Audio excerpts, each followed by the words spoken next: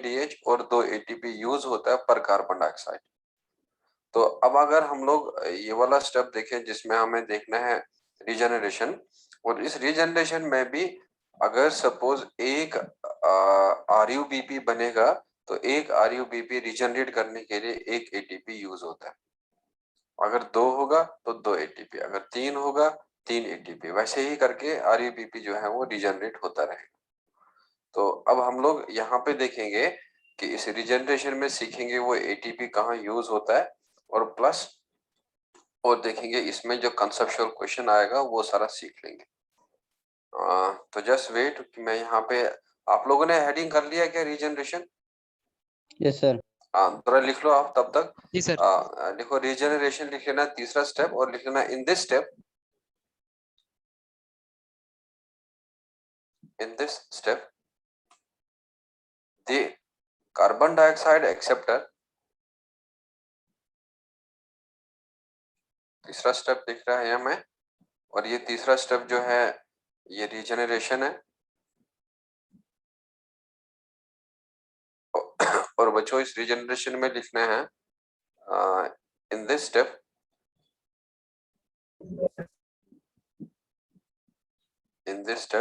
the carbon dioxide acceptor,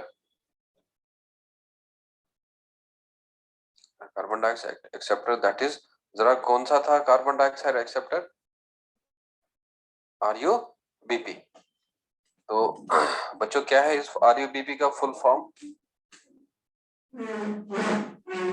ribose ribose 1,5 bisphosphate है ना? 1,5 bisphosphate. हाँ, तो in this step the carbon dioxide acceptor, that is RUBP, is regenerated.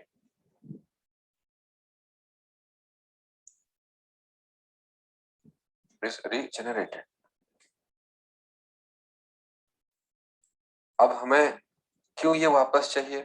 Because अगर हमें uninterrupted रखना है केल्विन साइकिल को, तो RUBP जो है वो रिजनरेट होना ही चाहिए। सो देखो RUBP regeneration,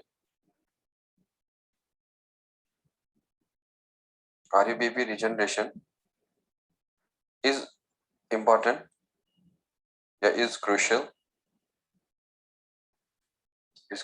for the uninterrupted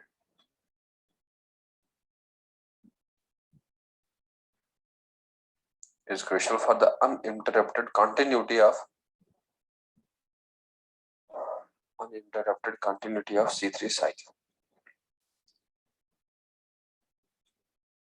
बच्चों अगर आप लोग बता दो, अगर RUBP नहीं रिजनरेट होगा, क्या C3 साइकिल चलेगा या रुक जाएगा? नेक्स्ट वाला रुक जाएगा।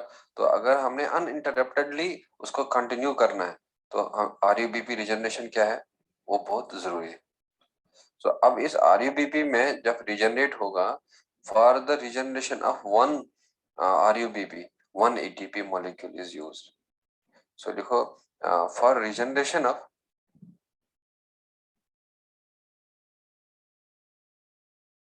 one RUBP, one molecule of RUBP, 1 ATP molecule is used।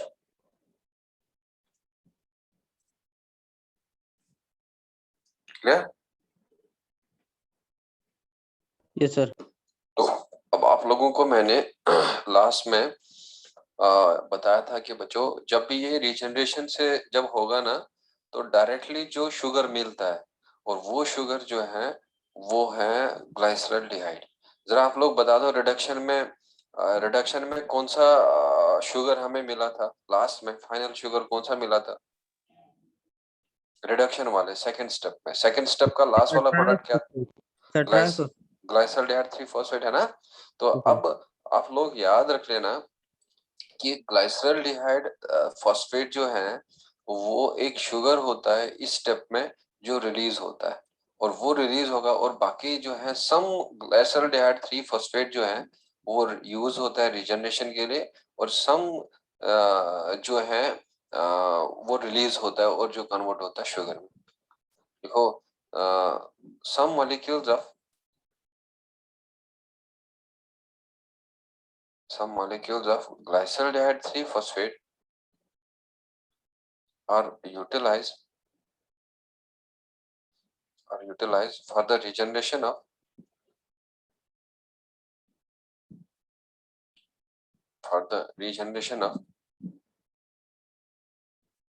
RUBP. Some molecules of G3P are utilized for the regeneration of what? RUBP, but G3P is the actual sugar.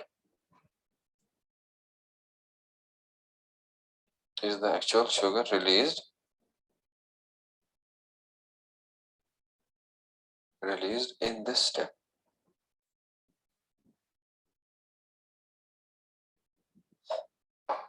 But G3P is the actual sugar released in this step.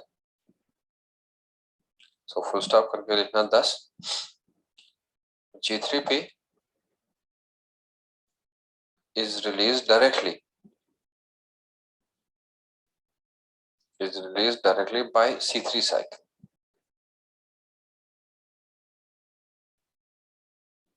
It's released directly by C3 cycle, which is later on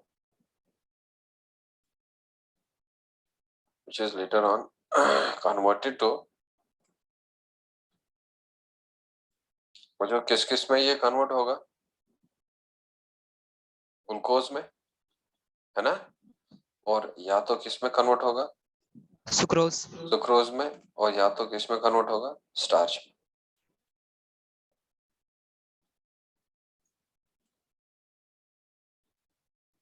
अब बता दो, क्या glucose ही directly निकलता है, sucrose ही directly निकलता है, या G3P directly निकलता है? G3P डायरेक्टली निकलता है. और यही G3P बाद में, अभी मैं आपको थोड़ा सिखाऊंगा कैसे क्या निकलता है. तो फिलहाल लेकिन याद रखना G3P ही डायरेक्टली निकलता है, और फिर वो ग्लूकोज में कन्वर्ट होता है, सुक्रोज में कन्वर्ट होता है, और स्टार्च में कन्वर्ट होता है.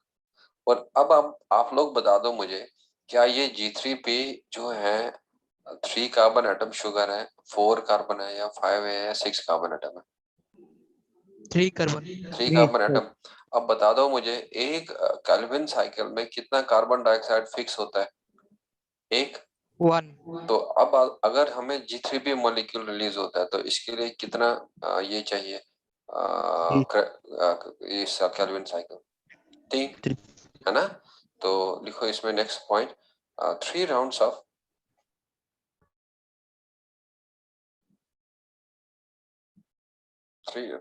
Kelvin cycle. 3 rounds of Kelvin cycle are required for the formation of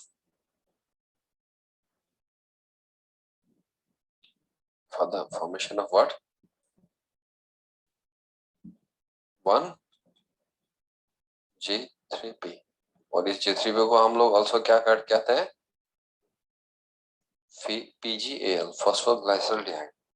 आप लोगों ने लास्ट वाला क्लास में दोनों का फुल फॉर्म लिखा था ना, फुल नेम G3P का और फॉस्फो, हाँ, G3P इज ग्लाइसरल्डिहाइड 3-फॉस्फेट, या इसको हम लोग कहते हैं फॉस्फोग्लाइसरल्डिहाइड. जरा एक कार्बन डाइऑक्साइड फिक्स करने के लिए अब बता दो मुझे. चलो मैं पहले एक साइकिल बता दूंगा आप लोगों को, उसके बाद मैं आपको थोड़ा ATP और NADPH वाला सिखाऊंगा. अब देख लो बच्चों, इधर मैं यहाँ में सबसे पहले जरा किससे स्टार्ट करूं? RUBP से. RUBP सर, है ना? तो मैं यहाँ में RUBP से स्टार्ट करूंगा, और ये RUBP जो है राइबोलोस 1,5 क्या है? बिसफॉस्फेट, है ना? तो बच्चों इस राइबोलोस 1,5 बिसफॉस्फेट में अब यहाँ में जरा ये बता दो, ये RUBP के साथ क्या चीज फिक्स होता है? Carbon dioxide. अब बताओ मुझे, अगर यहाँ में कार्बन डाइऑक्साइड आएगा, ग्लाइसरल्डिहाइड का सिंथेसिस मैं आपको सिखाऊंगा, तो ग्लाइसरल्डिहाइड के सिंथेसिस के लिए कितना कार्बन डाइऑक्साइड आना चाहिए? 3, है ना? एक RUBP कितने कार्बन डाइऑक्साइड को एक्सेप्ट करता है? 1 को. तो बच्चों अब 3 कार्बन डाइऑक्साइड के लिए कितना RUBP चाहिए? 3 RUBP चाहिए, है ना? तो अब बता दो मुझे, इस RUBP में कितने कार्बन है? 1 RB 5. जरा कितने RUBP चाहिए हमें? Three, 3, three, तो बता दो टोटल कार्बन कितना हुआ? 15, 15। तो जरा कार्बन डाइऑक्साइड का कितना कार्बन हुआ?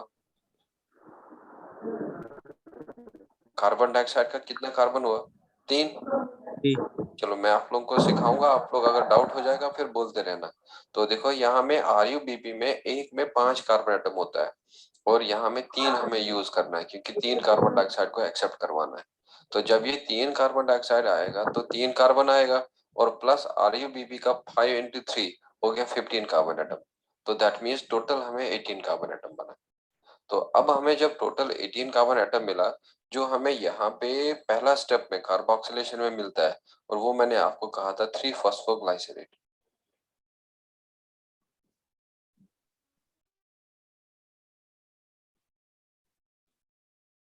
क्लियर?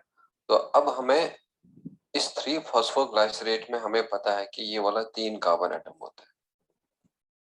तो देख लो बच्चों, यहाँ में अगर सपोज मैं कहूंगा कि ये 5 into 3 और वो हो गया 15 कार्बन एटम, है ना? और प्लस जो है इसमें होगा 3 कार्बन डाइऑक्साइड और वो हो जाएगा 18 कार्बन एटम। और ये कौन सा शुगर है? 3 कार्बन एटम वाला शुगर है।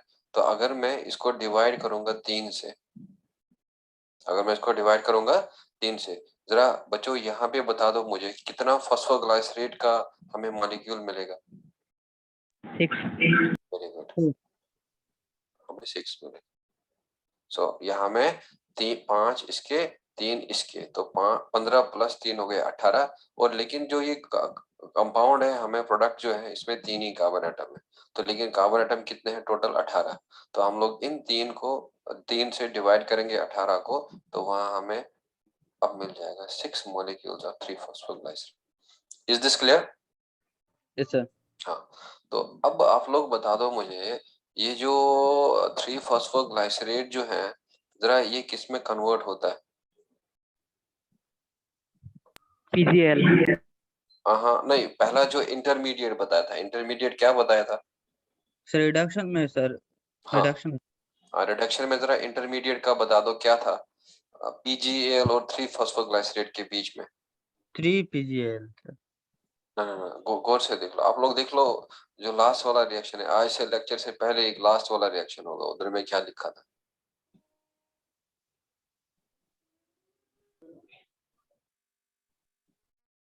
क्या लिखा था लास्ट वाला रिएक्शन में? 3 फॉस्फोग्लाइसरेट से इंटरमीडिएट बनता है 1,3 बिस फॉस्फोग्लाइसरेट, और 1,3 बिस फॉस्फोग्लाइसरेट से क्या बनता था? 3 phosphoglycerate. Very good. और बनता है 3 फॉस्फोग्लाइसरेट, और यहाँ मैं लिखूंगा 3 फॉस्फोग्लाइसरेट।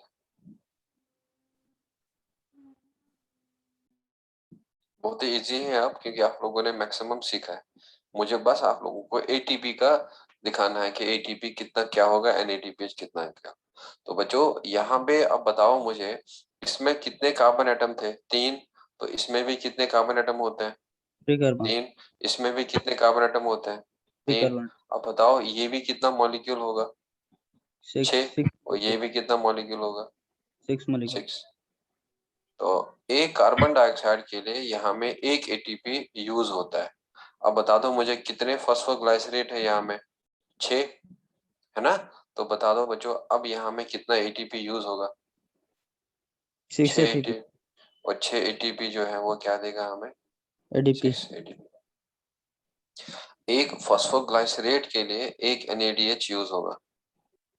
अब बताओ यहाँ में अगर मैं यहाँ पे यूज करूंगा ना, नहीं, एक एक यहाँ पे 6 है, तो यहाँ पे हम लोग क्या करेंगे?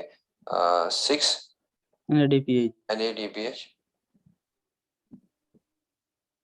और वो 6 NADPH। अब NADP बता दो positive, किस में कन्वर्ट हो जाएगा? NADP positive. NADP positive. अब आप लोगों को कहानी समझ आ रहा है ना? तो दैट मीन्स 3 कार्बन डाइऑक्साइड, एक कार्बन डाइऑक्साइड के लिए कितना ATP बताया था? 2। और एक कार्बन डाइऑक्साइड के लिए कितना था यहाँ पे? फिलहाल 2 NADH, और वो यहाँ पे हो गया क्योंकि 6 बिसफॉस्फोग्लाइसरेट बन जाएगा, और यहाँ में ये बन जाएगा। तो अब देख लो इधर, ये वाला जो है, ये फॉस्फोग्लाइसरेट जो है 3 फॉस्फोग्लाइसरेट, सॉरी, यहाँ पे 3-फॉस्फोग्लाइसरल्डिहाइड होगा, ये वाला गलत लिखा है मैंने, 3-फॉस्फोग्लाइसरल्डिहाइड।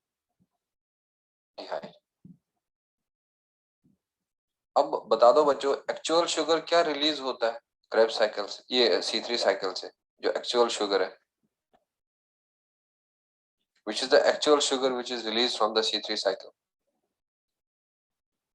जल्दी, अभी आप लोगों को ऊपर ही लिखा था, ऊपर क्या ग्लूकोज डायरेक्टली रिलीज होता है या नहीं सर, सुक्रोज रिलीज होता है या ग्लाइसरल्डिहाइड 3-फॉस्फेट रिलीज होता है? ग्लाइसरॉल ग्लाइसरल्डिहाइड 3-फॉस्फेट है, तो यहाँ हम लोग कहेंगे कि एक फॉस्फोग्लाइसरल्डिहाइड निकला है या 3 ग्लाइसरल्डिहाइड 3-फॉस्फेट निकला है, तो यहाँ मैं लिखूंगा कि ये फॉस्फोग्लाइसरल्डिहाइड है।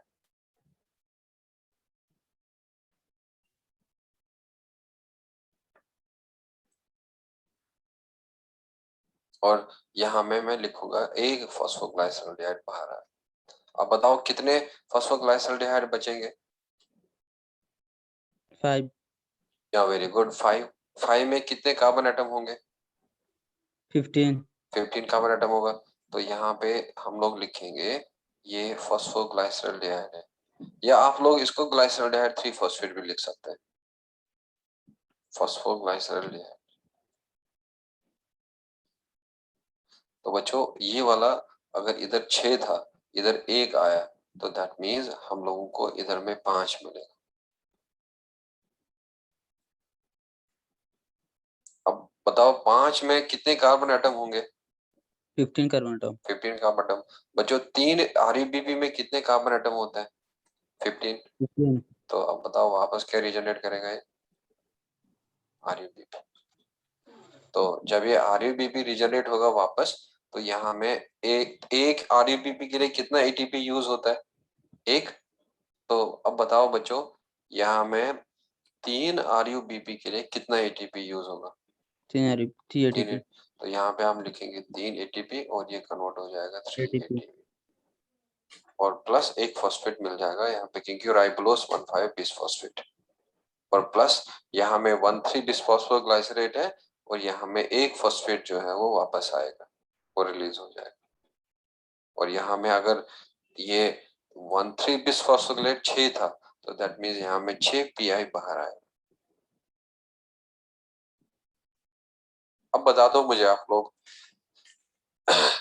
यहाँ में कितने ATP हैं ये यूज हुए? 6। और यहाँ में कितने ATP यूज हुए? 3।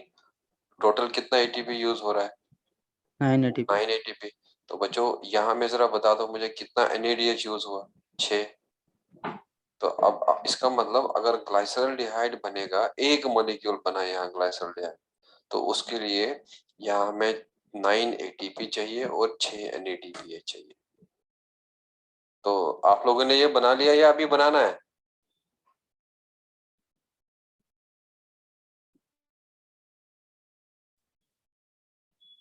Are you done with this?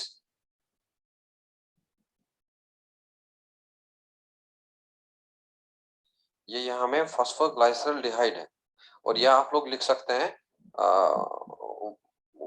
Glyceraldehyde 3-फॉस्फेट भी, या लिख सकते हैं फॉस्फोग्लाइसरल्डिहाइड। और फॉस्फोग्लाइसरल्डिहाइड का मतलब क्या है, जो मैंने आप लोगों को बताया था, PgAl। और यहाँ पे भी मतलब एक PgAl बाहर आए। अब देख लो, यहाँ में 15 कार्बन, 3 कार्बन हो गए 18 कार्बन, और यहाँ में 6 इंटू 3 हो गया 18 कार्बन, 6 इंटू 3 हो गया 18 कार्बन, 6 इंटू 3 हो गया 18 कार्बन। तो 18 कार्बन में से 3 कार्बन इधर चला गया, तो बचा कितना? 15। तो वो हो गया 5 इंटू 3 15, और यही 5 इंटू 3 15 वापस देगा 15 कार्बन एटम, बिकॉज 3 RUBP में 15 कार्बन एटम्स होगा।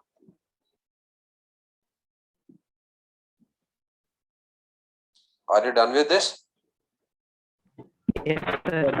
हाँ, तो अब देख लो यहाँ पे हम लोग रिएक्शन अगर लिखेंगे, तो यहाँ पे आप एडिंग करना रिएक्शन ऑफ C3 साइकिल।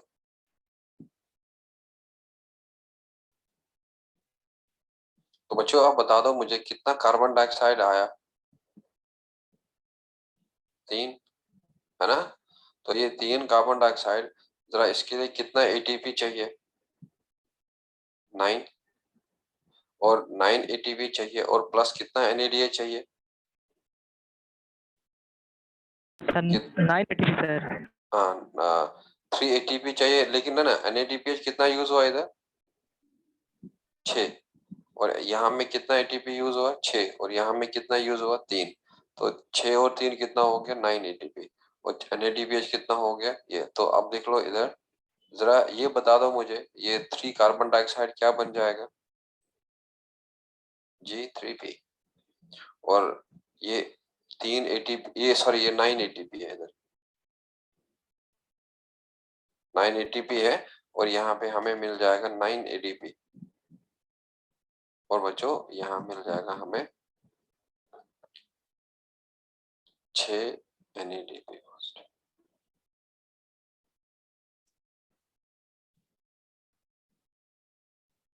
अब 3 कार्बन डाइऑक्साइड आता है, 3 कार्बन डाइऑक्साइड 9 ATP चाहिए और 9 ATP से NADPH और फिर NADP से फिर 3 कार्बन डाइऑक्साइड बनेगा G3P और ये बनेगा ADP और ये बनेगा NADP positive.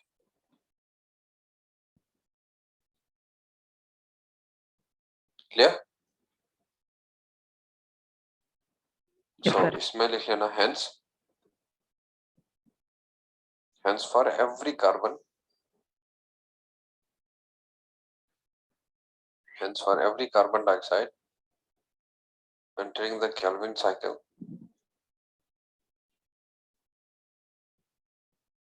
entering the Calvin cycle, 3 molecules of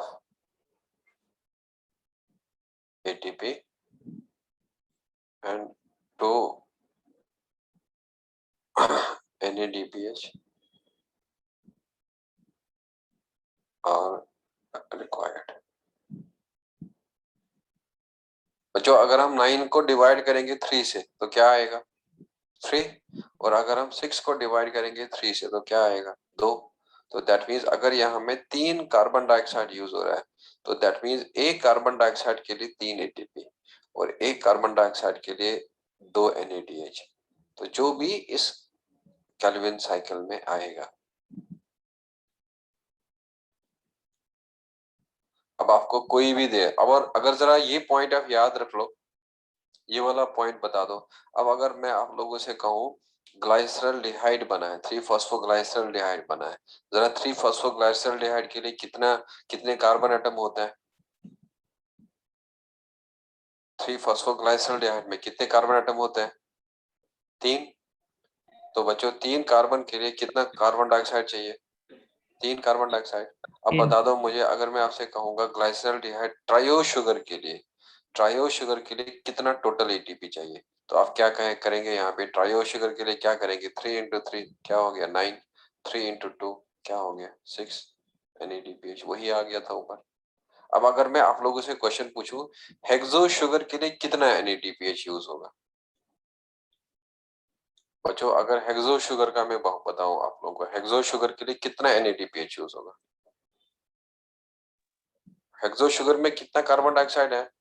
6 carbon. 6 carbon dioxide. एक कार्बन के लिए कितना ATP चाहिए? 3। और एक कार्बन के लिए कितना NADH चाहिए? 2। अब बता दो मुझे एक हेक्सो शुगर के लिए टोटल कितना ATP लगेगा और टोटल कितना NADPH लगेगा? 18 ATP था। वेरी गुड, 18 ATP और कितना NADPH लगेगा? 12 ATP। तो चलो मैं आप लोगों को पहले यहाँ पे आप क्या लिख लेना, एक कॉलम में यहाँ पे लिख लेना आप steps of Calvin cycle,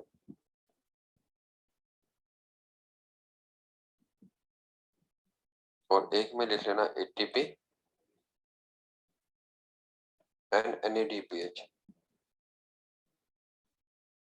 used per CO2।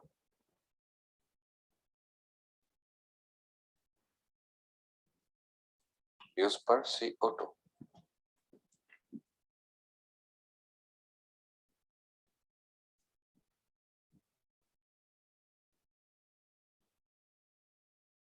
चलो आप लोग ही बता दो मुझे क्या है पहला स्टेप इसका?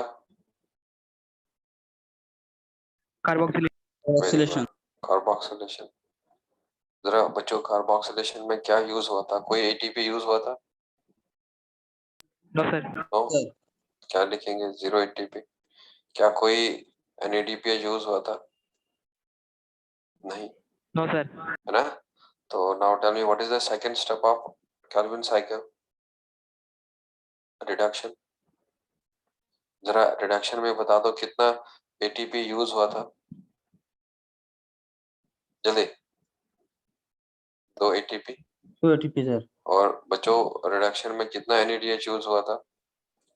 2 NADPH। यहाँ पे ये अभी है जो बना है यहाँ पे, ये रिडक्शन है ये वाला।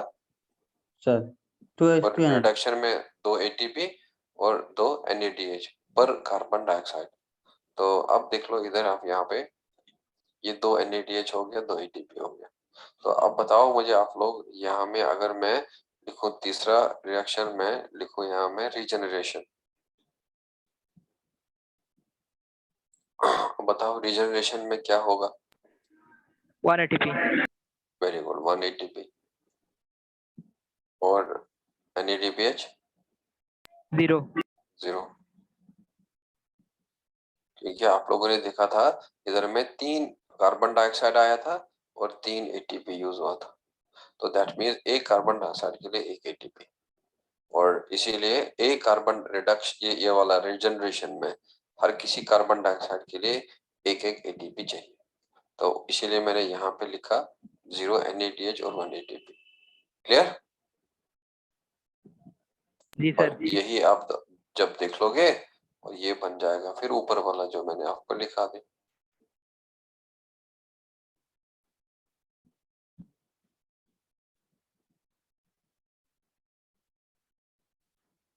ठीक। तो अब जरा आप यहाँ पे लिख लो। अब अगर मैं इसको टोटल बना लूं,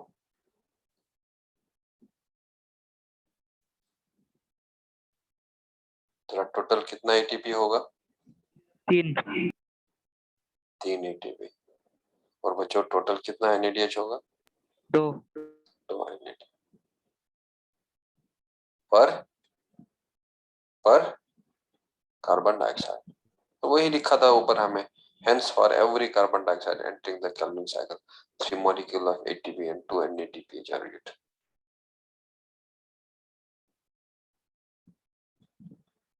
क्लियर? जी सर। तो अब आप लोग बता दो मुझे कितना ATP और कितना NADH। चलो आप लोग क्वेश्चन लिख लो। how many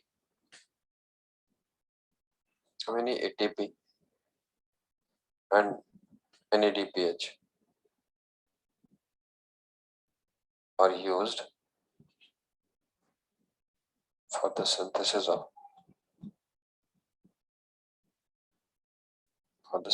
of one glucose?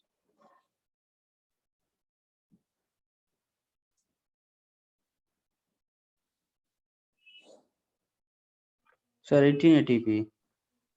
Very good. अब देखो पहले मैं आपको थोड़ा सा ग्लूकोज वाला सिखाऊंगा और उसके बाद हम लोग टोटल रिएक्शन देखेंगे। चलो ये सारा आप लोग खुद करेंगे, मैं कुछ भी नहीं बताऊंगा। जरा आप लोग ही बता दो बच्चों कितना RUBP में इधर लूंगा अगर मैं ग्लूकोज सिंथेसाइज करना है। Now tell me what should be the number of RUBP here. अब मैं कुछ नहीं बताऊंगा, सारा आप लोग बताएंगे। अब मैंने ग्लूकोज बनाना है और ग्लूकोज के लिए कितने ये लगने चाहिए केल्विन साइकिल? जल्दी। अरे ग्लूकोज में कितने कार्बन एटम होते हैं भाई? 6। 6 होता है। तो अब बता दो एक ग्लूकोज के लिए अब कितना कार्बन डाइऑक्साइड आना चाहिए?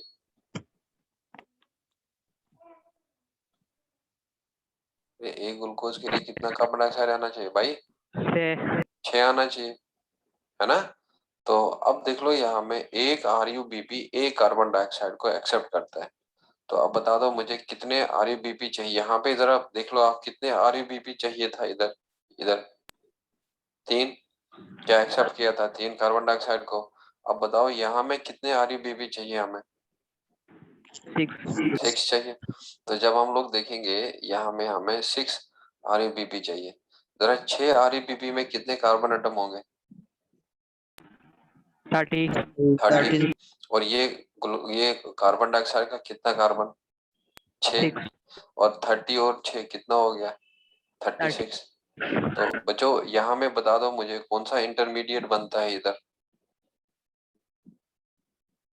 3 वेरी गुड, 3 फॉस्फोग्लाइसरेट। अब बता दो मुझे इस 3 फॉस्फोग्लाइसरेट में यहाँ में कितने कार्बन बताए थे? 3। और यहाँ में जरा बताओ कितने कार्बन थे? 36 5। और यहाँ होगा। में कितना आ गया? तो ये 36 को हम डिवाइड किससे करेंगे अब? 3 से। और जब हम लोग 36 को 3 से डिवाइड करेंगे तो बच्चों क्या आएगा? 12 into 3 12।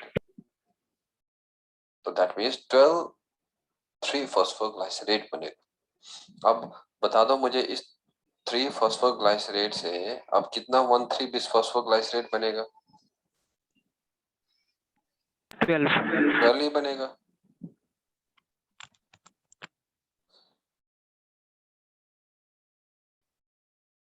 और हमें पता है कि क्योंकि इस 1,3 बिसफॉस्फोग्लाइसरेट में भी 3 ही कार्बन होगा तो दैट मीन्स ये भी 12 बनेगा। तो यहाँ में अब बता दो बच्चों कितने ATP यूज होंगे? कितने ATP यूज होंगे? जल्दी।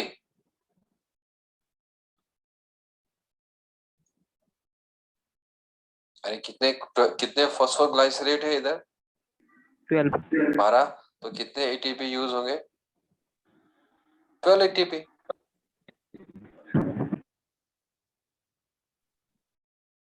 यहाँ में 1,3 फॉस्फोग्लाइसरेट से 1,3 बिसफॉस्फोग्लाइसरेट बन रहा है। मींस इधर में एक ही फॉस्फेट था, यहाँ में 2 फॉस्फेट आ रहा है। तो वो 2 फॉस्फेट कौन देगा? ATP। तो दैट मीन्स अगर 12 3 फॉस्फोग्लाइसरेट है तो 12 1,3 बिसफॉस्फोग्लाइसरेट, तो दैट मीन्स हमें 12 ATP का रिक्वायरमेंट है। तो ये 12 रिक्वायरमेंट जो होगा और यहाँ पे अब ये कन्वर्ट हो जाएगा 12 ADP में। तो अब बता दो बच्चों ये 1,3 बिसफॉस्फोग्लाइसरेट अब किस में कन्वर्ट होता है? वेरी गुड, या 3 फॉस्फोग्लाइसरेट या फॉस्फोग्लाइसल्डिहाइड, और जो भी आप लोग लिखना चाहते हैं। तो यहाँ पे हम लोग लिख लेंगे ग्लाइसल्डिहाइड 3 फॉस्फेट।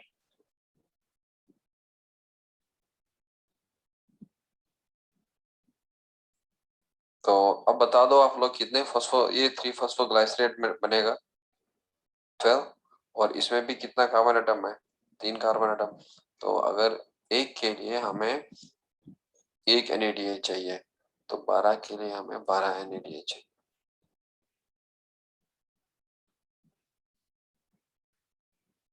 और यहाँ हमें 12 NADP पॉजिटिव मिलना है। अब देख लो बच्चों इधर नेक्स्ट वाला जो होगा, अब ये फॉस्फोग्लाइसल्डिहाइड, जरा कितना फॉस्फोग्लाइसल्डिहाइड, अब यहाँ पे क्या फॉस्फोग्लाइसल्डिहाइड रिलीज होगा या यहाँ में अब हमें ग्लूकोज को रिलीज करना है? ग्लूकोज। वेरी गुड, हमें यहाँ ग्लूकोज को रिलीज करना है। बच्चों ग्लूकोज अगर यहाँ में एक निकलेगा तो जरा बता दो मुझे इस ग्लूकोज में कितने कार्बन एटम है? 6 कार्बन। 6 carbon atom. जरा इधर बता दो इधर कितने कार्बन एटम थे? 36। क्या था? 36। बचा कितना कार्बन? 30 कार्बन। तो अब बता दो मुझे कितने मॉलिक्यूल्स ऑफ ग्लाइसल्डिहाइड 3 फॉस्फेट में 30 कार्बन होंगे? 5 molecules 10 सर। 10। Very good. तो क्या होगा? 10 होगा। तो दैट मीन्स यहाँ में अगर हम लोग लेंगे 10 ग्लाइसल्डिहाइड 3 फॉस्फेट,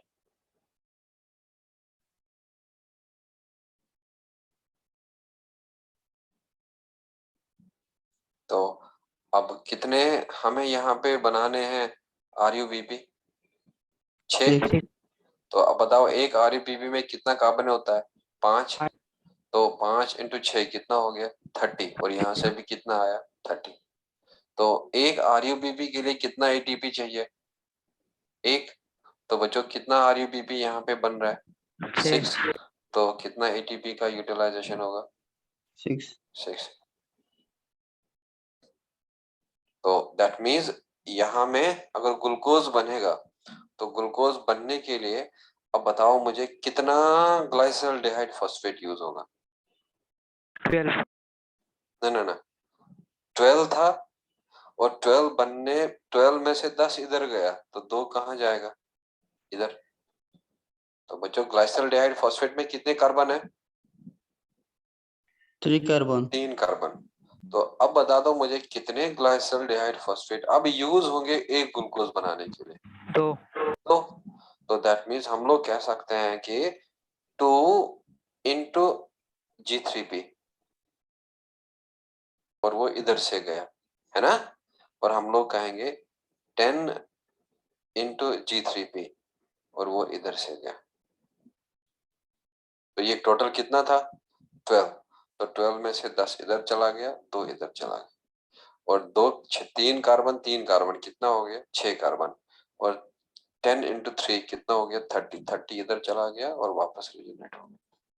अब बताओ अब यहाँ पे कितना एटीपी टोटल यूज होगा एक ग्लूकोज के बनने के लिए? ये 12 और ये 6 कितना हो गया? 18। और कितना NADH यूज होगा? 12. 12 12। NADH यूज होगा। क्या ये सब समझ आया? Yes, sir. अब आपको मैंने जो लास्ट क्लास में बताया था केल्विन साइकिल, वो था एक NCERT का एक ओवरव्यू, एक आइडिया। लेकिन अगर आपको पूछा जाएगा ग्लाइसल्डिहाइड के लिए तो आपको बनाना है ये वाला, और अगर आप लोगों को पूछा जाएगा ग्लूकोज के लिए आप लोगों को बनाना है ये वाला। ठीक, तो अब देख लो आप इधर, अगर हम लोग इसमें अब लिखेंगे कि यहाँ हमें पता चल रहा है अब ग्लूकोज के लिए कितने कार्बन डाइऑक्साइड चाहिए? 6। तो ग्लूकोज के लिए कितना एटीपी चाहिए? 18। 18 ATP, और 12 ग्लूकोज के लिए कितना NADPH चाहिए? 12 12। और बच्चों यहाँ पे हमें क्या मिल जाएगा? glucose। ग्लूकोज। और प्लस यहाँ पे बता दो कितने एडीपी प्रोड्यूस हो गए?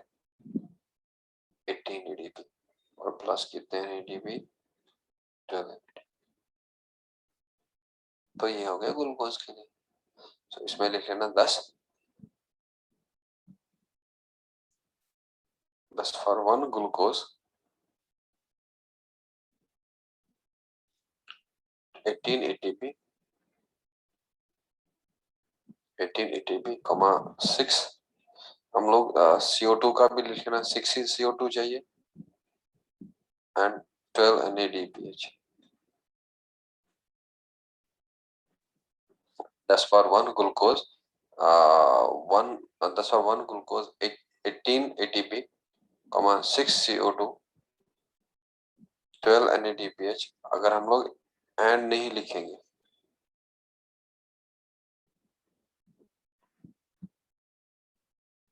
One glucose 18, 6 CO2, 12 NADPH। बच्चों कितने केल्विन साइकिल चाहिए? कितने केल्विन साइकिल चाहिए? 6. Very good, 6 rounds of Calvin cycle are required.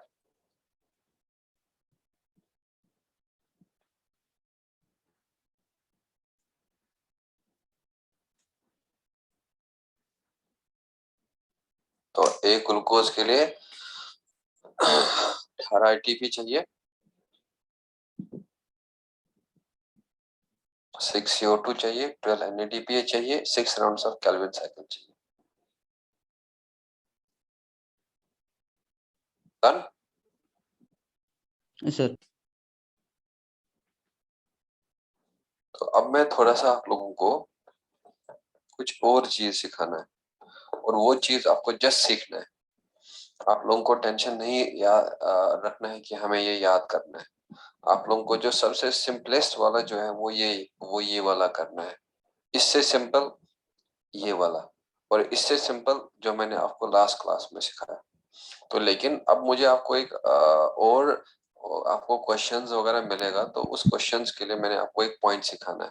तो वो पॉइंट लिख लेना आप यहाँ पे, और लिख लेना इन the regeneration, yeah, in the regeneration step of Calvin cycle,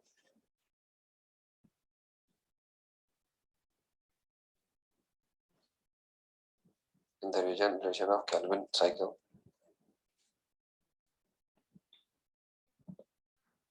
the regeneration of Calvin cycle,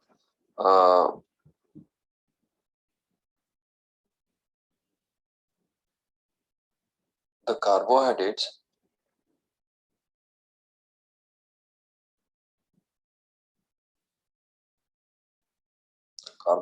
involved are 3 carbon, 4 carbon, 5 carbon, 6 carbon, and 7 carbon compounds. In the regeneration step Calvin cycle, the carbohydrate involved are 3 carbon, 4 carbon, 5 carbon, 6 carbon, and 7 carbon compounds. तो मैं आपको एक थोड़ा सा एक पहले सिखाऊंगा क्या करना है आप लोगों को। आप लोगों को क्या याद रखना है, यहाँ पे 3 कार्बन जो है बच्चों वो मिलता है 3 कार्बन के साथ और बनाता है यहाँ में 6 कार्बन, और फिर ये 6 कार्बन वाला जो है मिल जाएगा 3 कार्बन के साथ और बन जाएगा यहाँ में C5 और बन जाएगा यहाँ में C4। और बच्चों ये जो C3 जो है और ये मिलेगा अब इस C4 के साथ और बनाया जाएगा यहाँ में C7, और यही C7 मिल जाएगा C3 के साथ, C7 के साथ। और आप लोग हर जगह में 3 को यूज करते जाना पहले, तब आपको थोड़ा इजी हो जाएगा। और यहाँ में 6 लिख लेना, इधर में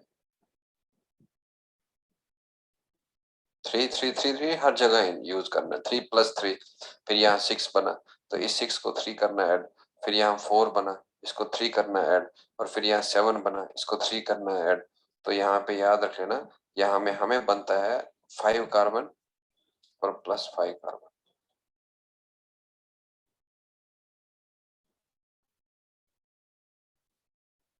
क्लियर? Yes sir. अब बताओ इसमें अगर मैं आपको ओवरऑल बता दो, इधर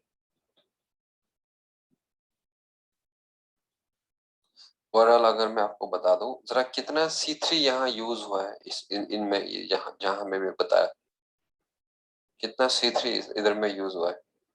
5 वेरी गुड, 5। तो हम लोग क्या कहेंगे यहाँ में 5 इंटू व्हाट, C3। तो बच्चों 5 इंटू C3 जो है वो क्या दे रहा है, 5 इंटू C3 वो कितना C5 दे रहा है, 2 इंटू C5। आपको अभी मैं समझा दूंगा ये क्या है एग्जैक्टली। सॉरी, C5 कितना मिल रहा है इधर, 3 है, सॉरी हाँ, क्योंकि यहाँ में भी एक C5 मिल रहा है, यहाँ में भी एक C5 मिल रहा है, यहाँ में भी एक C5 मिल रहा है, और यहाँ में हमें यहाँ में एक, यहाँ में दूसरा, यहाँ में तीसरा, यहाँ में चौथा, यहाँ में पांचवा। तो पांचवा 5 C3 आएंगे, और बच्चों 5 C3 हमें 3 C5 देंगे।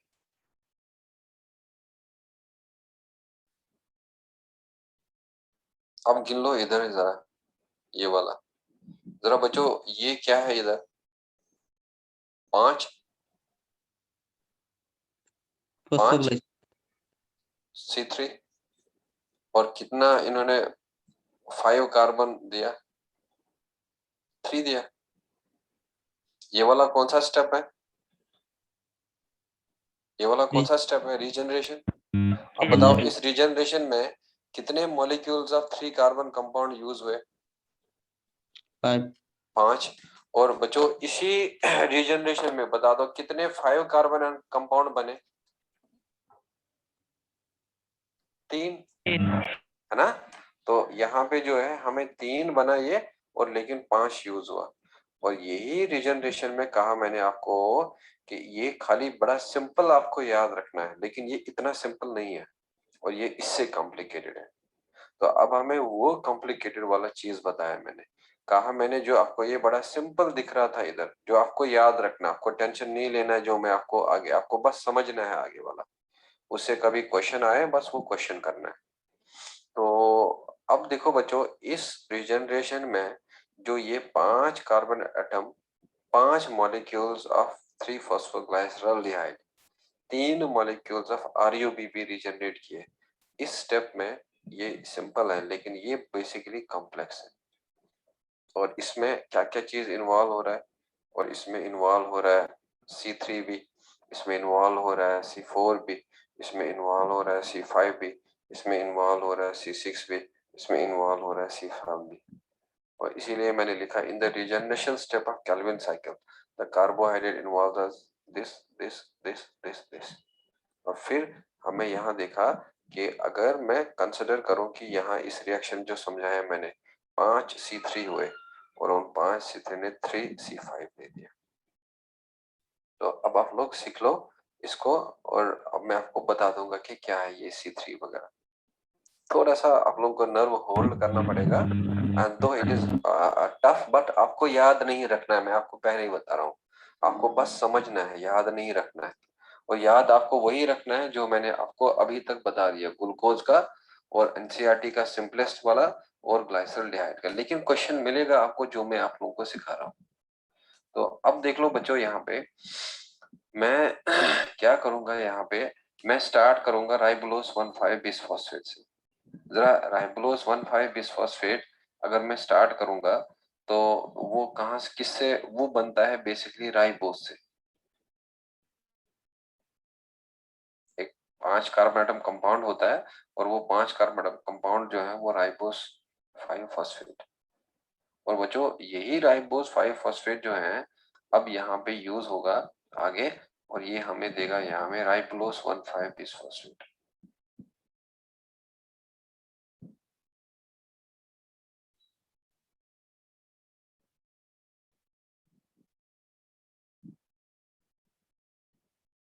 और ये राइबोलोस 1,5 बिसफॉस्फेट आप लोगों को पता है आरयूबीपी होता है। अब अगर मैं कंसिडर करूं यहाँ में ये वाला ग्लाइसरल्डिहाइड के लिए, और जो ग्लाइसरल्डिहाइड के लिए कितने ये चाहिए हमें, ये आरयूबीपी ग्लाइसरल्डिहाइड बनने के लिए, एक ग्लाइसरल्डिहाइड बनने के लिए कितने आरयूबीपी चाहिए हमें, जल्दी। हाँ, एक ग्लाइसरल्डिहाइड बनने के लिए हमें कितना आरयूबीपी चाहिए, 3 सर। 3 तीन। RUBP, हमें कितना कार्बन डाइऑक्साइड चाहिए, 3 3 CO2। कार्बन डाइऑक्साइड चाहिए, है ना। तो मैं क्या करूंगा, यहाँ में मैं लिखूंगा कि यहाँ में मुझे ये आरयूबीपी सपोज 3 चाहिए। और प्लांट में क्या करता है, ये बनता है बेसिकली इससे, राइबोस से। तो या आप 3 लिख लेना इधर, या तो आप ऐसे कर लेना, आप कहना कि ये यहाँ में 3 लाइन खींचेंगे, मतलब ये 3 मॉलिक्यूल्स।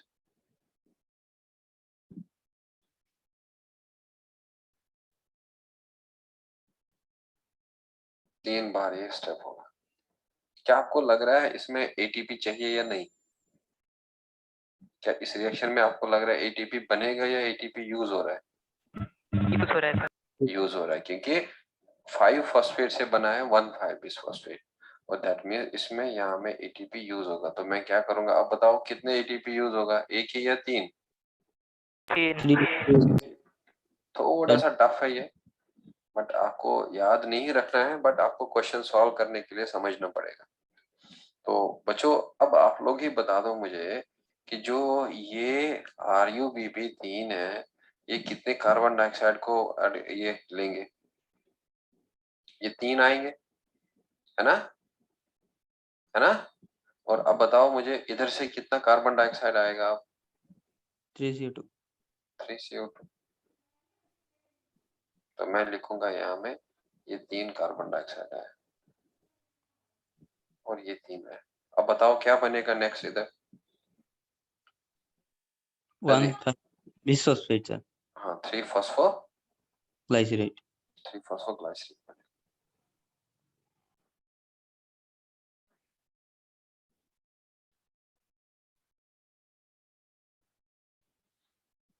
क्या कोई बच्चा मुझे बताएगा कितना 3-फॉस्फोग्लाइसरेट बनेगा? 3-phosphoglycerate. कितना नंबर मॉलिक्यूल कितना?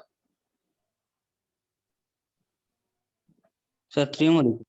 ना आपको ये याद रखो, मैं आपको ये एक्सप्लेन कर रहा हूँ, ये एक्सप्लेन कर रहा हूँ। कितना बनेगा? 3 ये और 15 ये, तो कितना होगा? 6। सो मैं कहूंगा यहाँ में 6 मॉलिक्यूल्स ऑफ ये वाले। तो इसीलिए मैं क्या करूंगा, मैं नीचे 6 लाइनें खींचूंगा। 1 2 3 4 5 6। बच्चों क्या होता था इसके बाद? इस 3-फॉस्फोग्लाइसरेट से क्या बनता था? 1,3-bisphosphoglycerate. Very good, 1,3-बिसफॉस्फोग्लाइसरेट।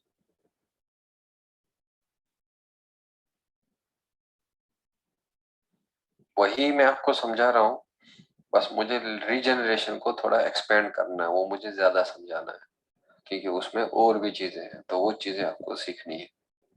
तो अब आपको ये भी पता चल रहा है, अगर ये 6 होगा तो ये भी ओब्वियसली 6 होगा, और अगर ये 6 होगा तो यहाँ में हमें एटीपी चाहिए या एनएडीपी चाहिए? इधर इस रिएक्शन में एटीपी चाहिए, और वो एटीपी यहाँ में जरा बता दो कितना एटीपी यूज हुआ था? 6 एटीपी, और ये बना था 6 एटीपी।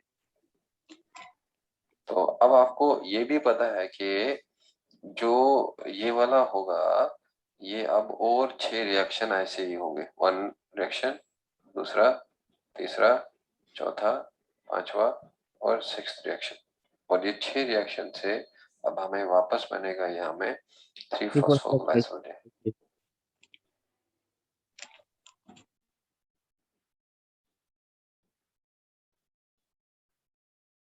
तो 3-फॉस्फोग्लाइसरेट के भी कितने मॉलिक्यूल्स बनेंगे? 6 मॉलिक्यूल्स बनेंगे। और बच्चों यहाँ में कितना NADPH यूज होगा? 6 NADPH. NADPH यूज होगा, और यहाँ हमें बनेगा 6 NADP पॉजिटिव। तो अब हमें वापस आना है रीजनरेशन पे, जो मुझे आपको समझाना है। तो दैट मीन्स यहाँ में हमें ग्लाइसल्डिहाइड 3-फॉस्फेट मिला, या फॉस्फोग्लाइसल्डिहाइड फॉस्फेट मिला, जो हमने इसका नाम रखते हैं। तो चलो हम लोग इसका नाम रखते हैं फॉस्फोग्लाइसल्डिहाइड या ग्लाइसल्डिहाइड 3-फॉस्फेट। अब बताओ मुझे, अगर मैं कहूंगा कि इस 3-फॉस्फोग्लाइसरेट से यहाँ में कितना मॉलिक्यूल रिलीज होगा, कितना मॉलिक्यूल इससे रिलीज होगा? 1 होगा, 2 होगा या 3 होगा? कितने कार्बन आए थे इधर? 3 कार्बन। तो बच्चों अगर 3 कार्बन आएगा, तो 3 कार्बन में बता दो मुझे, ये ग्लाइसल्डिहाइड, तो यहाँ देखो इधर ये वाला, यहाँ में कितना ग्लाइसल्डिहाइड रिलीज हुआ था? 1। और कितना ग्लाइसल्डिहाइड यूज हुआ था? ये देखो यहाँ में कितना ग्लाइसल्डिहाइड रिलीज हुआ था? 1। और कितना ग्लाइसल्डिहाइड यूज हुआ था रीजनरेशन ऑफ आरयूबीपी के लिए? आप लोग को आवाज आ रही है मेरी? नेटवर्क इशू है मेरी सबको प्रॉब्लम हो रहा है या किसी पर्टिकुलर को नेटवर्क इशू है? सर, आपका नहीं, हमारा सर। अच्छा, तो अब देख लो इधर, ये देखो, ये फॉस्फोग्लाइसल्डिहाइड जो यहाँ में रिलीज हुआ है 1, और 5 इस तरफ चले गए। तो अब हमें देखना है कि जो ये 5 इस तरफ चले गए, इनका क्या होगा। तो हम लोग क्या करेंगे, ये वाला जो यहाँ पे हम दिखाएंगे कि जो ये फॉस्फोग्लाइसल्डिहाइड है, और ये 1 इधर आएगा, हम लिखेंगे यहाँ पे ये 1 G3P इधर आता है।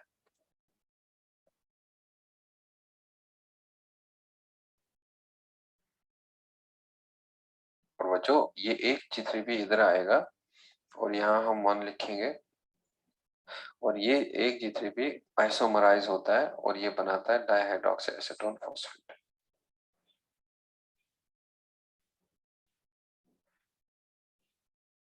और ये जल्दी एक DHAP में कन्वर्ट होता है। फिलहाल हमें इस DHAP को लेना देना नहीं है।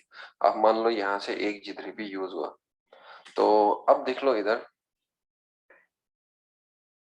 यहाँ से आएगा एक G3P और बच्चों ये G3P यहाँ में यूज होगा।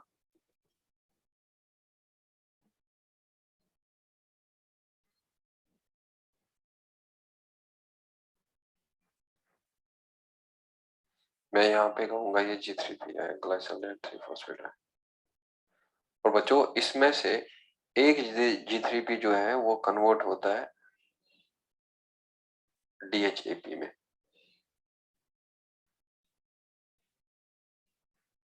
आप लोगों को मैंने ग्लाइकोलाइसिस पढ़ाया था ना?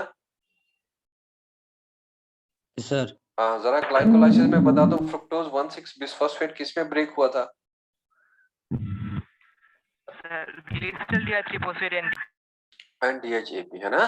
तो अब फिर नेक्स्ट स्टेप में क्या हुआ था? G3P किस में आइसोमराइज हुआ था? DHAP किस में आइसोमराइज हुआ था?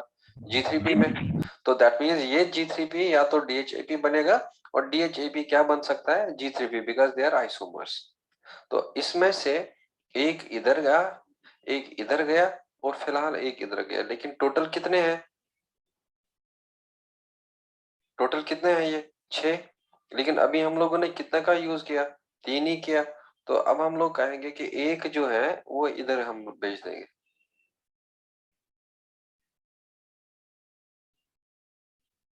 और जो बाकी 2 हैं उनको हम आगे भेजेंगे।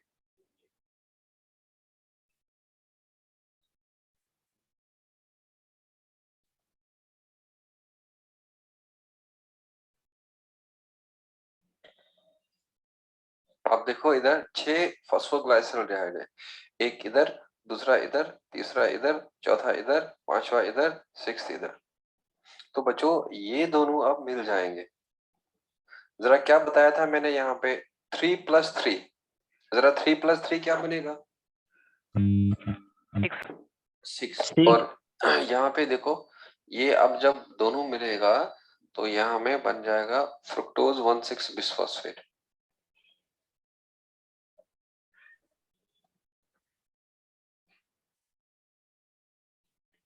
Fructose 1,6 bisphosphate. अब ये क्लियर हुआ ये वाला 3+3? Yes sir. 3+3 क्या दे रहा है? 6। अब बता दो बच्चों ये 6 किसके साथ मिलेगा? अब ये 6 किसके साथ मिलेगा? अब ठीक है सर। 3 के साथ। तो अब ये फ्रुक्टोज 1,6 बिसफॉस्फेट जो है इसका एक कार्बन एटम लॉस होता है और ये एक कार्बन एटम लॉस करके यहाँ में बनाता है फ्रुक्टोज 6 फॉस्फेट। सॉरी, एक कार्बन नहीं, एक फॉस्फेट लॉस होता है और ये बनाएगा फ्रुक्टोज 1,6 बिसफॉस्फेट। अब देख लो इधर से हम लोग लाएंगे अब G3P को और ये G3P को हम इसके साथ ऐड करेंगे। जरा बच्चों बता दो मुझे, अब 6+3 क्या बना था? C5 and C4। C5 है C4। तो जब ये दोनों मिलेगा इधर, ये दोनों मिलेगा ये वाला, हाँ, तो ये दोनों मिलके और यहाँ में बनेगा 5 वाला और 6 वाला, और वो 5 वाला जो है उसको कहते हैं ज़ाइलुलोज 5-फॉस्फेट। और बच्चों जो वो 4 वाला है उसको हम लोग कहते हैं एरिथ्रोज।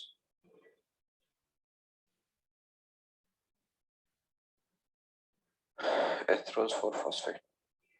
आप लोगों को अगर गड़बड़ ना हो जाए, ये तो आप लोगों को पता है 3 कार्बन, और यहाँ में ब्रैकेट लिखूंगा 3 कार्बन, और यहाँ में ब्रैकेट में लिखूंगा 3 कार्बन, और यहाँ में ब्रैकेट में लिखूंगा 6 कार्बन, और यहाँ में ब्रैकेट में लिखूंगा 6 कार्बन, और यहाँ में ब्रैकेट में लिखूंगा 3 कार्बन,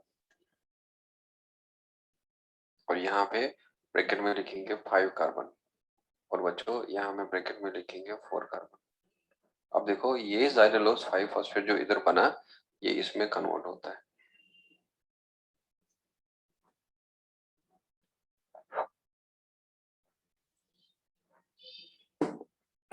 क्लियर?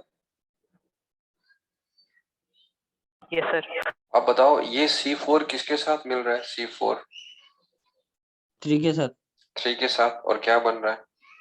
7। 7।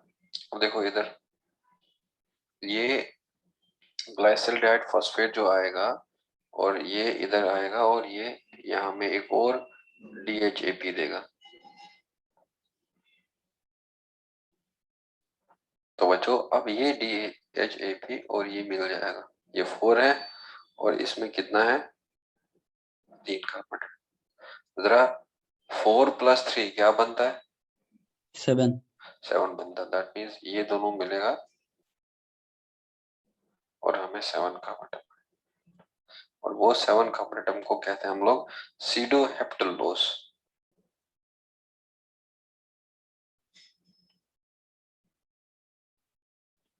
सीडोहेप्टलोस 17 बिसफॉस्फेट। डन।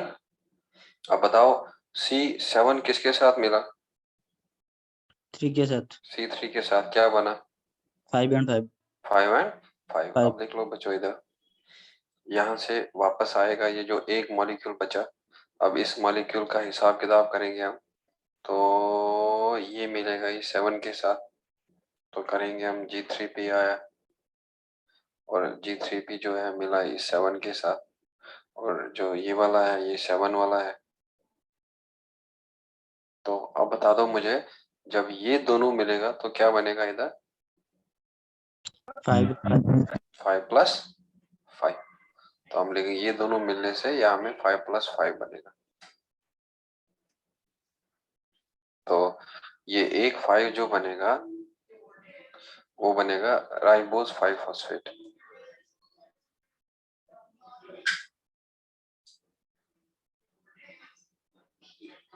और बच्चों जो दूसरा फॉस्फेट वो बनेगा ज़ाइलोस 5 फॉस्फेट।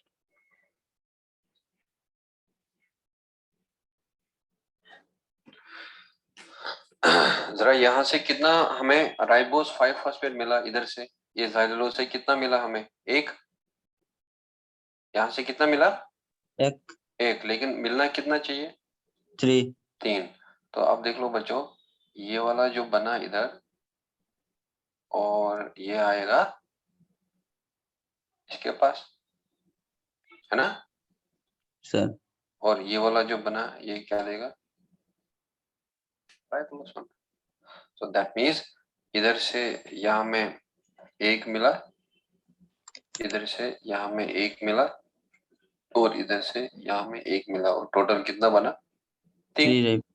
अब बताओ क्या कहा था मैंने, इन द रीजनरेशन प्रोसेस क्या क्या यूज होता है 3 कार्बन 4 कार्बन 5 कार्बन 6 कार्बन और व्हाट 7 कार्बन। और फिर मैंने आपको एक याद रखने के लिए बताया था C3 + C3 C6 C3 + C6 C5 C4 C3 + D4 और ये, और फिर मैंने थोड़ा एक्सपेंड करके आप लोगों को यहाँ पे बता दिया।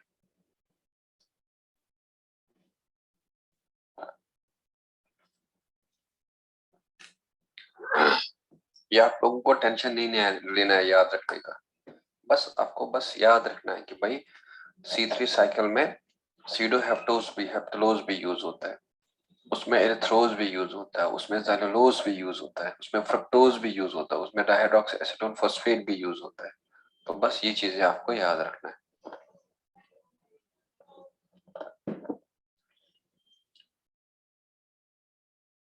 Are you done with this? Sir,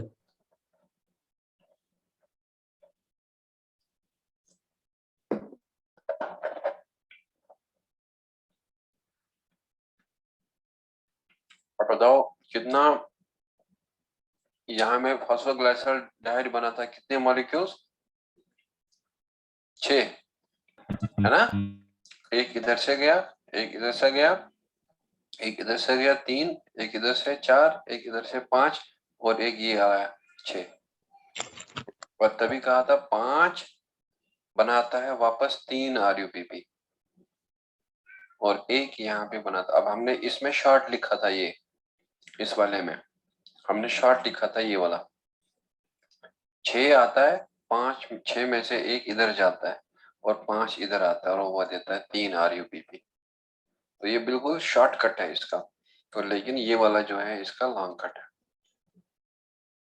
ये 6 आया, 5 इधर साइड गया और दिया 3, और एक इधर साइड गया, और फिर ये DHAP और ये वगैरह यूज होगा फ्रुक्टोज के सिंथेसिस के लिए, और फ्रुक्टोज के सिंथेसिस के बाद बनेगा सुक्रोज, ग्लूकोज, और ग्लूकोज के बाद बनेगा सुक्रोज, और सुक्रोज के बाद बनेगा स्टार्च। डन? Yes, sir.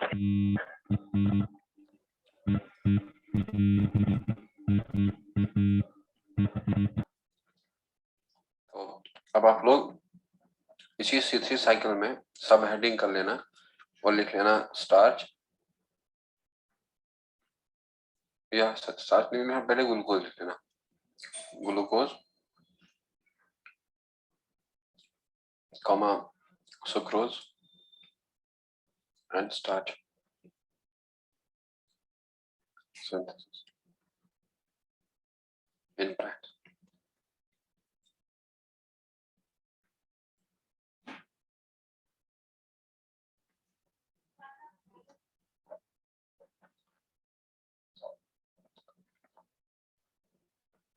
तो इसमें लिख लेना glyceraldehyde 3-phosphate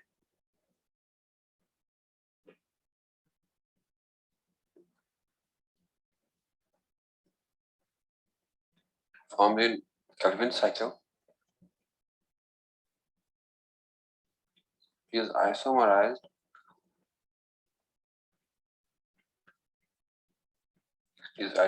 to DHAP.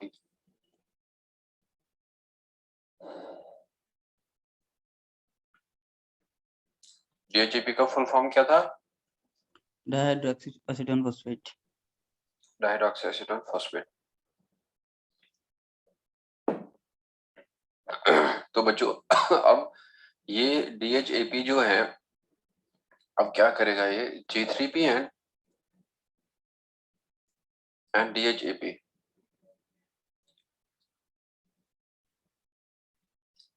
combines with each other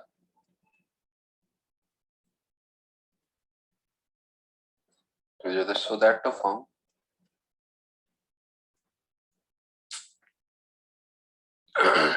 form what? Fructose 1,6 what? Bisphosphate. 1,6 bisphosphate, and finally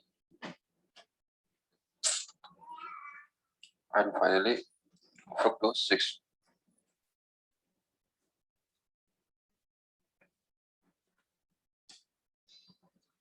Done?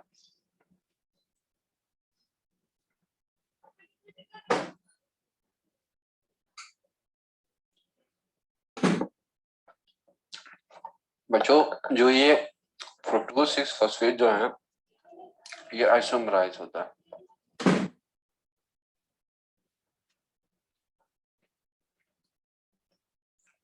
आइसोमराइज to what?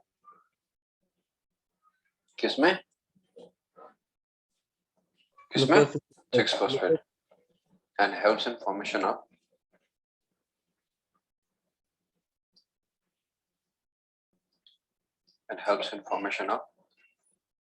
glucose. तो दैट मीन्स जब हमें पता चला कि फ्रुक्टोज बना तो फ्रुक्टोज से क्या बना? ग्लूकोज 6 फॉस्फेट, मतलब ग्लूकोज बना। अब आप लोग याद रखें ना, सुक्रोज में होता है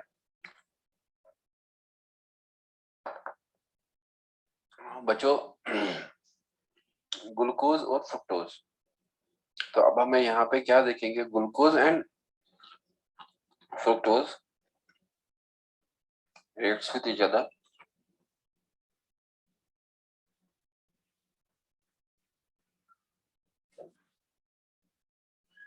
so that to form जरा क्या?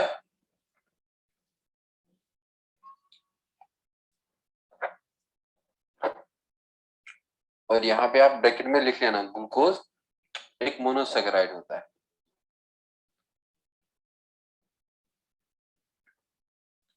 जो जिस भी कार्बोहाइड्रेट में 2 शुगर होगा वो होता है डाइसैकेराइड।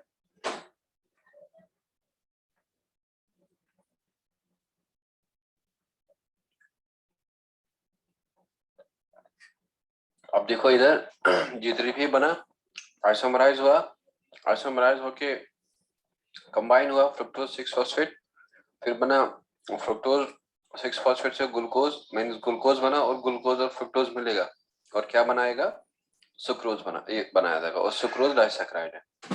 सो देखो glucose combined with each other,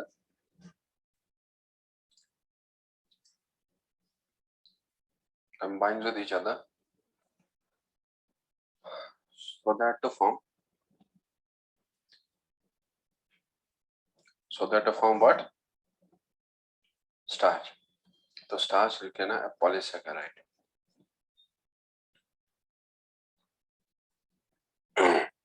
अब जब भी ग्लूकोज बहुत सारा मिलेगा तो ग्लूकोज बहुत सारा मिलने से याद रखना बच्चों स्टार्च बनता है और स्टार्च एक पॉलीसैकेराइड है और सुक्रोज एक डाइसैकेराइड है और फ्रुक्टोज और ग्लूकोज जो है वो मोनोसैकेराइड।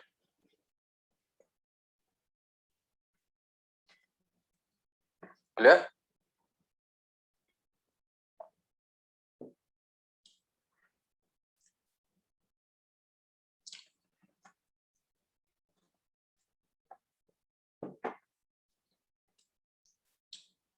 अब आप लोगों को ये कहानी समझ आया?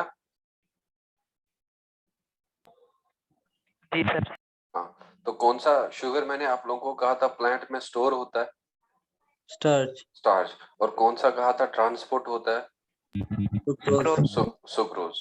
और ग्लूकोज वगैरह खुद यूज भी कर सकता है। तो यहाँ मैं एक शॉर्टकट आपको बता दूंगा, अगर सपोज मैं लिखूंगा यहाँ में G3P बना, और बच्चों ये G3P किसमें आइसोमराइज हो जाएगा? DHAP में। और ये DHAP और G3P मिल जाएगा, जरा क्या बना देगा इधर? फ्रुक्टोज 1,6 बिस्फोस्फेट। हाँ, फ्रुक्टोज 1,6 बिसफॉस्फेट। और ये फ्रुक्टोज 1,6 बिसफॉस्फेट क्या बना देगा? Fructose 6 phosphate. Fructose 6 phosphate. Fructose 6 phosphate जो है वो यहाँ में क्या बना देगा? Glucose glucose 6 phosphate. लेकिन ग्लूकोज 6 फॉस्फेट का म्यूटेशन होता है और वो ग्लूकोज 6 फॉस्फेट याद रख लेना आप, कन्वर्ट होता है ग्लूकोज 1 फॉस्फेट में। किसमें? 1। और फिर यहाँ पे बनता है ग्लूकोज। ठीक, तो अब अगर ये ग्लूकोज जो है यहाँ में जमा हो गया काफी सारा, तो यहां से ये दे सकता है क्या? स्टार्च। स्टार्च। और लेकिन और n नंबर ऑफ ग्लूकोज आएगा। लेकिन जो ये ग्लूकोज बना, जरा ये किसके साथ मिलेगा? सुक्रोज फ्रुक्टोज फ्रुक्टोज के साथ। और सुक्रोज और बन जब ये फ्रुक्टोज के साथ मिलेगा सुक्रोज बन जाए। तो सुक्रोज बन जाएगा। बस ये आपको शॉर्टकट में याद रखना है।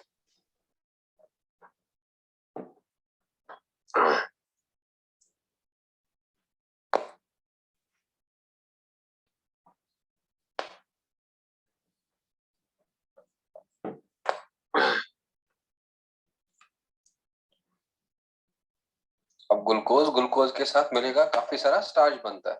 और सुक्रोज जो है आप लोगों ने कहीं लिखा था ना शायद, sucrose is translocated by the help of phloem and starch is synthesised, yes sir, yes है ना? तो यस अब सर। आप लोगों को ये यहाँ लिखने का जरूरत नहीं नहीं है।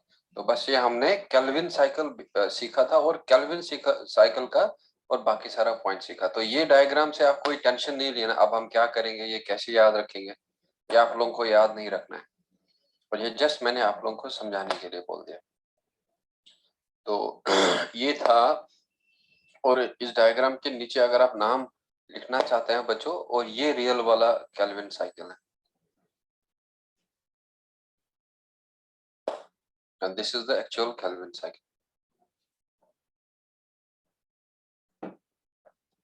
अब बताओ एक कार्बन डाइऑक्साइड फिक्स होने के लिए कितना एटीपी चाहिए? 3 ATP। Very good, 8 ATP. और एक कार्बन डाइऑक्साइड फिक्स के लिए कितने NADPH चाहिए? तो दो NADH चाहिए। तो बच्चों एक ग्लाइसरल्डिहाइड 3 फॉस्फेट बनने के लिए कितने एटीपी का जरूरत है? 9। 9 बिकॉज रीजनरेशन स्टेप में एक आरयूबीपी रीजनरेट करने के लिए कितना एटीपी यूज होता है? रीजनरेशन में एक आरयूबीपी के लिए कितना एटीपी यूज होता है? एक। और 3 आरयूबीपी रीजनरेट के लिए कितना एटीपी यूज होगा? 3। तो वही 6 + 3 हो गया था 9। तो अब बताओ एक ग्लूकोज मॉलिक्यूल के लिए कितना कार्बन डाइऑक्साइड का फिक्स होना चाहिए? 6 कार्बन डाइऑक्साइड का 6 कार्बन डाइऑक्साइड का। और कितना एटीपी यूज होगा? 18 18। और कितना NADPH यूज होगा? 12 12 NADPH यूज होगा।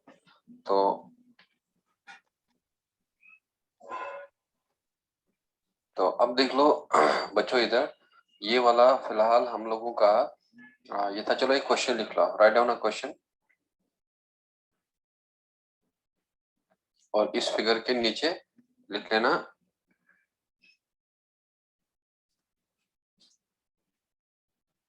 Sucrose and starch synthesis.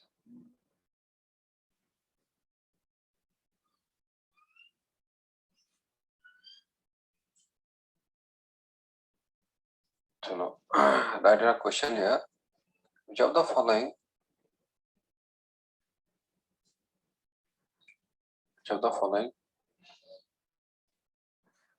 is most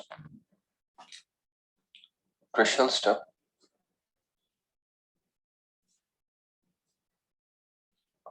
of Calvin cycle?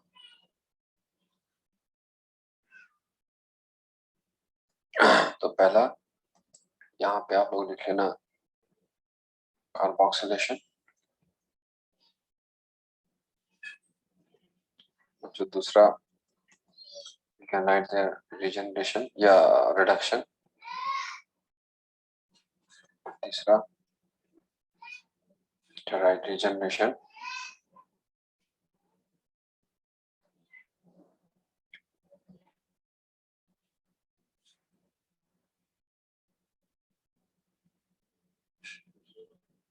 लिख लेना डिकार्बोक्सिलेशन। जरा क्या होगा रीजनरेशन को ना? मोस्ट क्रुशियल स्टेप जो याद रखना वो कौन सा होता है? कार्बोक्सिलेशन होता है। तो इसमें मैं बता दूंगा carboxylation is very crucial step of C3 cycle as Rubisco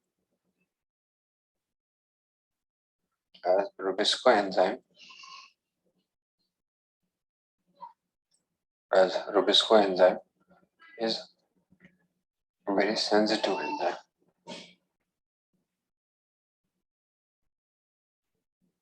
तो अब बताओ रुबिस्को एंजाइम कहाँ पे यूज होता है? कार्बोक्सिलेशन में कार्बोक्सिलेशन में। तो अगर इस पे ऑक्सीजन ज्यादा आता है ना, तो ये ऑक्सीजन के साथ ही रिएक्ट करता है और C3 साइकिल को उधर ही छोड़ देता है और जाता है C2 साइकिल पे। तो इसीलिए जो कैल्विन साइकिल में जो है कार्बन डाइऑक्साइड लेवल जो है वो हाई होना चाहिए और ऑक्सीजन का लेवल क्या होना चाहिए? लो लो होना चाहिए। सो लिखो, इसमें लिख लेना Calvin cycle for Calvin cycle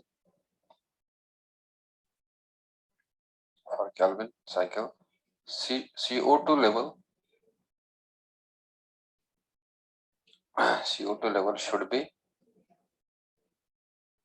should be high and oxygen level should be what? लो तब जाके फिर कैल्विन साइकिल होगा।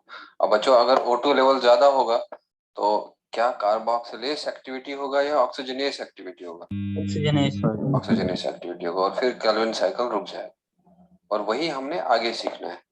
जब मैं आपको C2 साइकिल वगैरह सिखाऊंगा या C4 साइकिल सिखाऊंगा तो उसमें आपको पता चल जाएगा कि रुबिस्को कितना सेंसिटिव एंजाइम है। टेम्परेचर का हेरा फेरी होता है, ये रुक जाता है। ऑक्सीजन कार्बन डाइऑक्साइड का रेशो अलग अलग हो जाएगा, ये रुक जाएगा। लाइट इंटेंसिटी अगर इधर इधर हो जाएगा, ये रुक जाता है। तो इसीलिए सबसे क्रुशियल स्टेप जो है वो कौन सा स्टेप होता है C3 साइकिल का? कार्बोक्सिलेशन और अब ये CO2 O2 वगैरह का लोचा क्या है वो मैं आपको अब नेक्स्ट क्लास में सिखाऊंगा। किसी बच्चे का कोई डाउट तो नहीं है? चलो, I will end this meeting now, take care. Thank you, sir.